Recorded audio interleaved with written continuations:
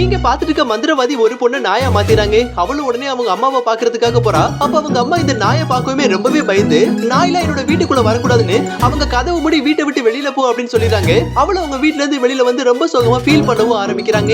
இது எதனால அப்படின்னு பாத்தீங்கன்னா, கொஞ்ச நாட்களுக்கு முன்னாடி இந்த பொண்ணு ரோடு ஆக்சிடென்ட்ல இறந்து போயிடுறாங்க. ஆனாலும் ஒரு மந்திரவாதி இந்த பொண்ணை மறுபடியும் உயிரோட கொண்டு வந்துடுறாரு. இந்த ஜென்மத்துல நீ மனுஷங்க உருவத்துல வாழ முடியாது, அதனால நான் உன்னை விலங்கா மாத்த போறேன்னு ஒரு நாய் மாதிரி மாத்திராரு. இவ்வளவு ஆசையா தன்னோட அம்மாவை பாக்குறதுக்காக கிளம்பி போறாங்க. ஆனா இது உண்மையிலேயே நாய் நினைச்சு அவங்க அம்மாவை வீட்டை விட்டு வெளியில அனுப்பிச்சிடுறாங்க. திடீர்னு இந்த பொண்ணோட சொந்தக்காரங்க அவங்க அம்மா கிட்ட போய், உன் பொண்ணு உயிரோட இருக்கப்போ என்கிட்ட நிறைய கடை வாங்கியிருந்தா, அதுக்கு ஈடா அவ பேர்ல இருக்க சொத்து எல்லாத்தையுமே என்கிட்ட கொடுன்னு சொல்லி கேக்குறாங்க.